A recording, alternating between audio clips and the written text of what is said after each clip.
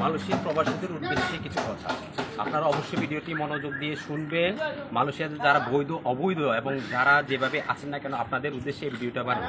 অবশ্যই ভিডিওটা সবাই দেখবেন, শেয়ার করবেন, লাইক করবেন, কমেন্ট করবেন। আপনি লঞ্চটে দৌড়াদৌড়ি করবেন না। লঞ্চট দৌড়াদৌড়ি করলে আপনি আগে যেতে পারবেন না, ওই জায়গায় থাকবেন। আপনি এখন অবৈধ হবেন, অবৈধ হয়ে অন্য কোম্পানিতে যাবেন, সেই কোম্পানি দেখবেন যে 8 ঘন্টা, তখন কী করবেন? হয়তো দেখতেছেন এখন 12 ঘন্টা, 2 দিন আপনি জয়েন করার পরে 8 ঘন্টা হয়ে যাবে, তখন কী করবেন? কারণ আপনি কোম্পানির মধ্যে যেসব ফ্যাসিলিটি পাবেন ওখানে কিন্তু এসব ফ্যাসিলিটি পাবেন না। তো শুধু কোম্পানি ছেড়ে অন্য কোথাও যাবেন না। আমার এটা রিকোয়েস্ট রইল, অবশ্যই যারা নতুন প্রবাসী আছেন এটা মাথায় রাখবেন।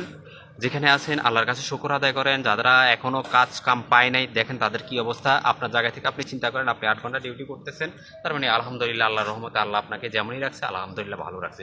যখনই যে অবস্থায় থাকুন আল্লাহর কাছে শুকর আদায় করুন।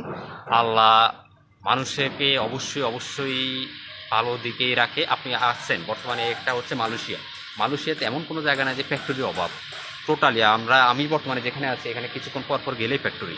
তো এইসব জায়গায় আপনি আল্লাহর রহমতে মনে হয় না কখনো কাজের সমস্যা হবে। আপনি যদি দেখেন যে মালয়েশিয়ার অবস্থা ভালো, সব দিকে বিবেচনা করে ভালো, তাহলে আপনি অবৈধ হতে পারেন, যেখানে খুশি যেতে পারেন।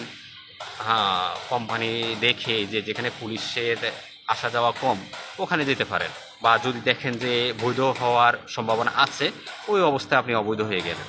তবে আমি বেশিরভাগই সাজেস্ট করব না যে অবৈধ হওয়ার জন্য। অবশ্যই বৈধ থাকেন, বৈধ থাকাটাই ভালো। আর অবশ্যই বৈধ থাকবেন, বৈধ পথে টাকা পাঠাবেন, রেমিটেন্সটা অবশ্যই বৈধ পথে পাঠাবেন। ধন্যবাদ সবাইকে, ভালো থাকবেন। অবশ্যই ভিডিওটা সবাই শেয়ার করবেন, ইউটিউব, ফেসবুক, টিকটক, লাইকি। আপনারা ভালো থাকবেন, প্রবাসীরা ভালো থাকুক, এটাই চাই। আমি নিজেই প্রবাসী। দেশের সবার প্রতি খেয়াল রাখবেন, সবার দিকে যত্ন নেবেন। ধন্যবাদ সবাইকে।